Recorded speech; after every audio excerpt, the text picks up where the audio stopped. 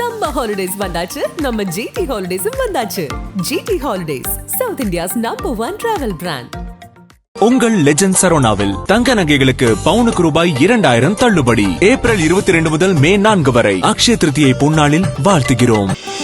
ஆச்சி பாதாம் ட்ரிங்க். ஆச்சி பாதாம் ட்ரிங்க் ஒன்னு வாங்கினா ஒன்னு ஃப்ரீ. நாகை மாவட்டம் வேதாரண்யம் அடுத்த தோப்புத்துறையைச் சேர்ந்தவர் 34 வயதான முகமது கலீல் ரகுமான். வாலிபால் பயிற்சியாளரான இவர் கடந்த 6 மாதங்களுக்கு முன்பு திருவாரூர் மாவட்டம் திருத்துறைப்பூண்டியில் உள்ள அரசு உதவி பெறும் மேல்நிலைப் பள்ளியில் பயிற்சியாளராக சேர்ந்தார்.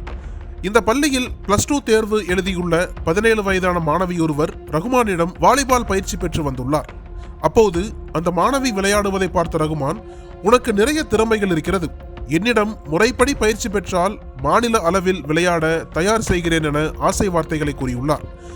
இதை நம்பிய அந்த மாணவியும் மாநில அளவில் சாதிக்கும் ஆசையில் வாலிபால் பயிற்சியாளர் பற்றி பெற்றோரிடம் தெரிவித்துள்ளார். அதற்கு அவர்களும் சம்மதம் தெரிவித்த நிலையில் பயிற்சியாளர் ரகுமான் அந்த மாணவியை திருச்சி, ஓசூர், புதுச்சேரி உள்ளிட்ட இடங்களுக்கு அழைத்துச் சென்று வாலிபால் போட்டியில் பங்கேற்க வைத்துள்ளார்.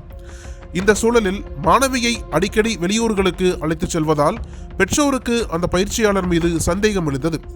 இதனால் அந்த மாணவியின் பெற்றோர் தங்களுடைய மகளை வெளியூர்களுக்கு அனுப்புவதை நிறுத்தியுள்ளனர். இந்த நிலையில் பயிற்சியாளர் ரகுமான் பெற்றோருக்கு போன் செய்து வெளியூரில் வாலிபால் போட்டி இருப்பதால் மாணவியை அனுப்பி வைக்கும்படி கூறியுள்ளார். ஆனால் அவர்கள் மகளை அனுப்ப மறுத்துவிட்டனர். கோபமும் விரக்தியும் அடைந்த ரகுமான் திருவாரூர் சைல்ட் லைனுக்கு போன் செய்து நன்றாக விளையாடும் மாணவியை அவரது பெற்றோர் விளையாட அனுப்பாமல் வீட்டில் அடைத்து வைத்து துன்புறுத்துவதாக புகார் அளித்துள்ளார்.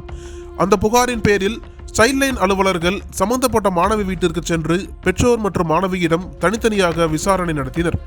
அதேவேளையில் இதில் ஏதோ மர்மம் இருப்பதாக உணர்ந்த அலுவலர்கள் இது தொடர்பாக திருத்துறைப்பூண்டி மகளிர் காவல் நிலையத்தில் புகார் கொடுத்தனர். இதையடுத்து மகளிர் போலீசார் சம்பந்தப்பட்ட மாணவியிடம் தனியாக விசாரணை நடத்தியதில் பல்வேறு திடுக்கிடும் தகவல்கள் வெளியானது. மாணவியை வெளியூருக்கு அழைத்துச் செல்லும் பயிற்சியாளர் ரகுமான் அவரிடம் பாலியல் அத்துமீறலில் ஈடுபட்டது வெட்ட வெளிச்சமானது. இதையடுத்து அவர் மீது போக்சோ சட்டத்தின் கீழ் வழக்கு பதிவு செய்த போலீசார் அவரை நீதிமன்றத்தில் ஆஜர்படுத்தி சிறையில் அடைத்தனர். ரகுமானுக்கு திருமணமாகி 4 குழந்தைகள் இருப்பதும் திருச்சியை சேர்ந்த 2 குழந்தைக்கு தாயான பெண்ணை 2வது திருமணம் செய்து கொண்டதும் குறிப்பிடத்தக்கது.